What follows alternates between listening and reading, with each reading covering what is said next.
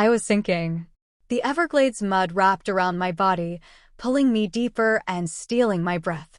My satellite phone was gone, the sun was setting, and panic clawed at my throat. Then everything went black. But death wasn't the end. I woke up somewhere else, floating above my own body, watching as a rescue team desperately fought to save me. And beside me stood a figure made entirely of light. What it showed me next shattered everything I thought I knew. I saw heaven. I saw Jesus. And I saw a future that chilled me to my core, a devastating war, unlike anything the world had ever seen. What I saw wasn't just a vision, it was a warning. And now, I have to tell you before it's too late. My name is Judith Rhode, and I'm 36 years old. I never imagined I would have such an extraordinary story to share. It all began on a warm Tuesday in November.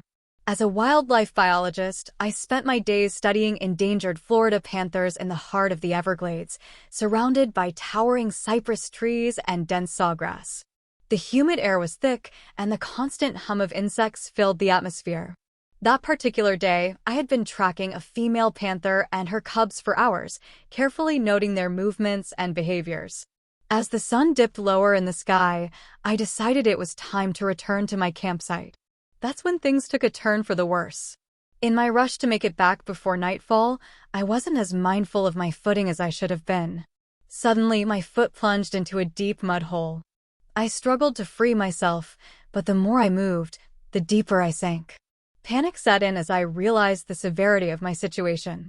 I reached for my satellite phone to call for help, but in my frantic movements, it slipped from my grasp and vanished into the murky water. The mud had risen to my waist, and I was still sinking. I recalled reading about quicksand and the importance of staying calm and spreading out your weight, but this wasn't quicksand. It was thick, unforgiving mud that refused to let me go. As it crept up to my chest, I felt tears well up in my eyes. My thoughts raced to my husband, and how devastated he would be if I never made it home. I thought about all the dreams I had yet to fulfill. The mud reached my neck. I took one final deep breath before it swallowed me completely. Everything turned dark and silent. A wave of fear overtook me, and then, nothing.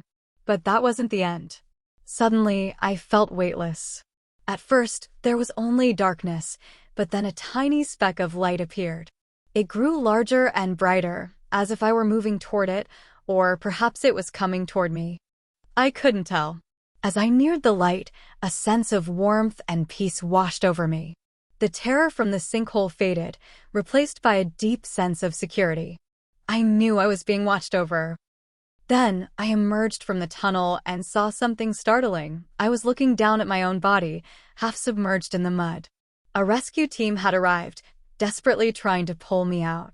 It was surreal to see myself from this perspective. I wanted to tell them I was okay, but they couldn't hear or see me. That's when I sensed a presence beside me.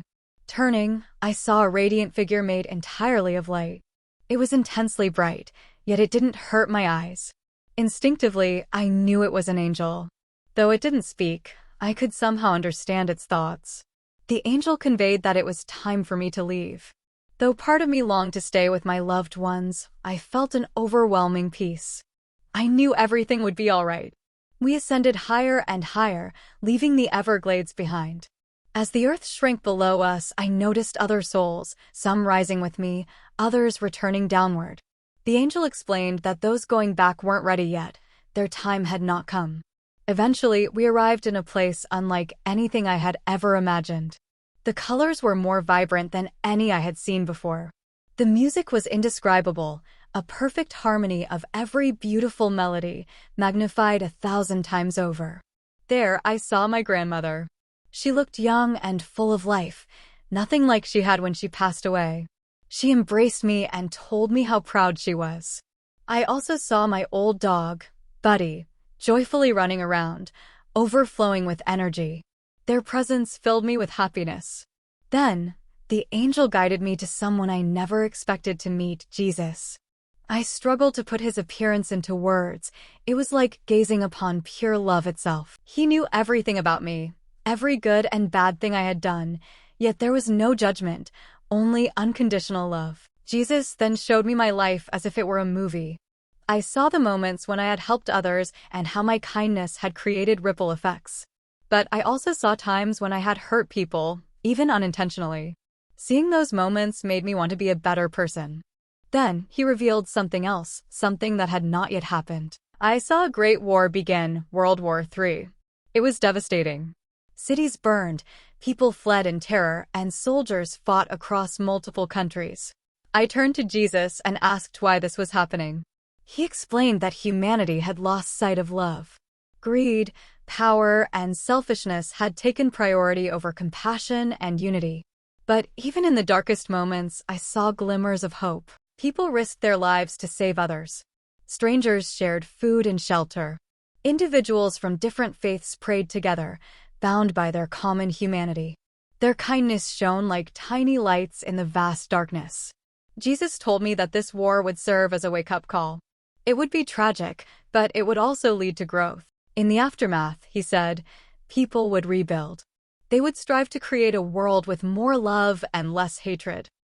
I longed to stay in that beautiful place with Jesus, my grandmother, and Buddy. But Jesus told me it wasn't my time yet. He said I had to return and share what I had experienced to bring hope and love to others.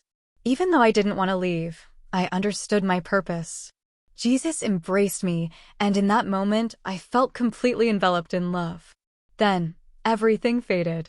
The next thing I knew, I was back in my body, lying in a hospital bed. My entire body ached. My husband, Tom, was by my side, holding my hand. When I opened my eyes, he started crying, not out of sorrow this time, but out of joy. The doctors called my survival a miracle. They told me I had been submerged for several minutes before the rescue team pulled me out, yet somehow I had no brain damage. They had no explanation for how I was still alive. Recovering was a long and difficult process. I developed pneumonia from inhaling water, and my body was weak from the ordeal. But what weighed on me the most was the vision I had witnessed. I knew a devastating war was coming, yet I also knew there was still hope. I began sharing my story.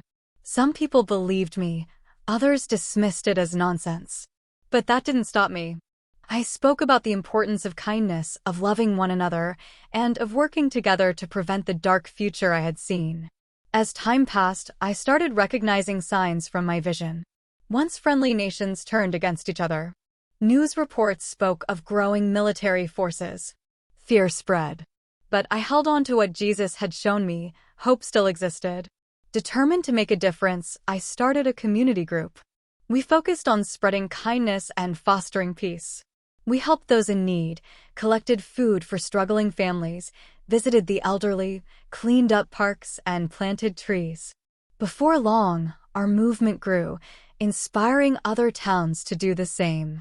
It reminded me of the small lights I had seen in my vision, hope shining in the darkness. I don't know if we can completely stop the war I saw, but I do know that every act of kindness makes a difference. Every time someone chooses love over hate, it adds to the light. And if enough of us shine, maybe, just maybe, we can change the future. Sometimes I still think about that heavenly place and I miss it. But I'm grateful for the chance to return. I have a mission here, one we all share. We are meant to take care of each other and the world we live in. This is my story. I died and saw glimpses of the future.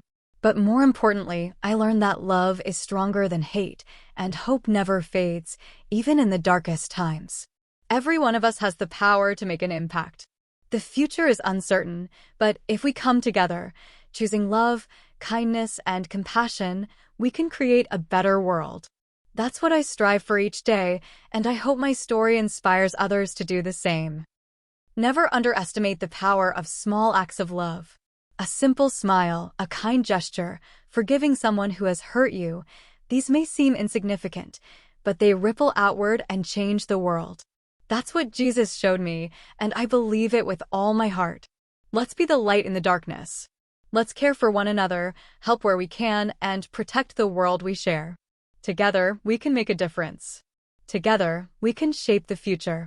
And maybe, just maybe, we can create the kind of world I saw in heaven, a world filled with love, peace, and hope. My experience in the Everglades taught me how fragile and precious life is. It showed me that we are all connected, to each other and to nature. Now, when I return to my work as a wildlife biologist, I see it through a new lens. I'm not just studying or protecting animals, I'm helping to preserve God's creation, playing a role in maintaining the balance of the world. And that's what we all need to do, find balance. Balance between nations, between people, between humanity and nature. It won't be easy, but it's worth the effort. Because ultimately, that balance is what will save us from the war I saw and build the peaceful world we long for. So, whenever you feel small or powerless, remember my story. Remember that every kind word, every act of kindness, every moment of forgiveness brings us one step closer to peace. You have the power to make a difference. We all do. And together, we can change the world.